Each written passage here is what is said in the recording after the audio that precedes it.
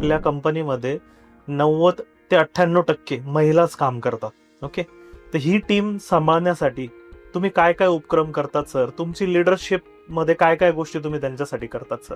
Sir मी आवर्जून सांगतो की 98 किंवा 99% नव्हे, माझ्या कंपनीमध्ये 100% महिला काम करतात. मी मागच्या वेळेला मी आवर्जून 1-2% सांगितलं होतं, पण तो कंपनीच्या बाहेरचा डिलिव्हरीचा पार्ट आहे.